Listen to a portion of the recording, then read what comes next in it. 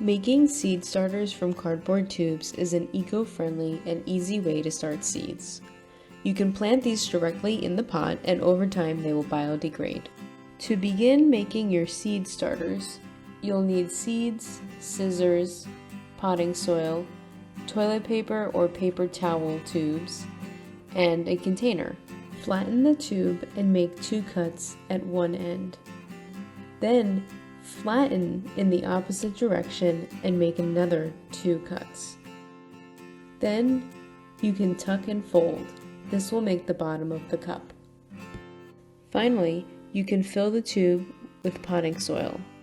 You can also add water along with your seeds.